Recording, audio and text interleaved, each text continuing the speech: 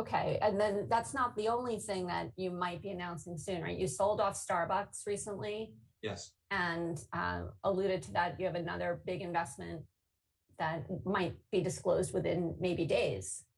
Well, I could do it right here if you'd like. I know That would be great. Journal likes announcements. So uh, we sold Starbucks, which is really an amazing business, largely because it got to a price that was hard to earn the kind of excess returns we like to earn over time. Kevin Johnson's done an amazing job. The team's done an amazing job. It's really a great, great business. But the stock just recovered too quickly, too fast. And I think investors will do well with Starbucks. But for a very brief moment, another restaurant company that we followed very closely over a long period of time dropped dramatically in price for reasons we didn't understand. And we were able to swap Starbucks for Domino's Pizza. So, Oh, okay. Well, that's been we didn't get as much as we would like, but we own a little under 6% of the company. okay. And that's been a standout in the pandemic, right? I mean, can you talk a little bit about what else you've liked about Domino's? So one, obviously, we like the restaurant industry. Interestingly, we've never lost money in investing in a restaurant company. I think we've never not made a lot of money. And just to remind people, you own Burger King's holding company and also Chipotle.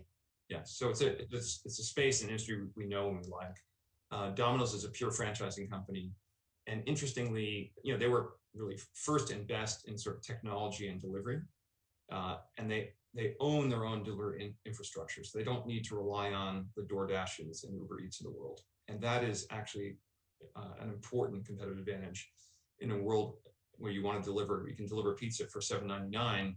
It's hard to do that with a delivery service taking massive cut of the proceeds. So it's an extremely well-run company. They've done an incredible job on everything about the way they run their business, to the way they grow their business, and to the way they allocate capital in their business. So it's real standout. We admired it for years, and it was always never cheap enough. And then for about 5 minutes, it got cheap. I don't know who sold or why, but we started buying around $330 a share, and then it very quickly moved up a lot. But they've done a lot of interesting things with technology, even ahead of the pandemic, right? In terms of streamlining the process and. Yes.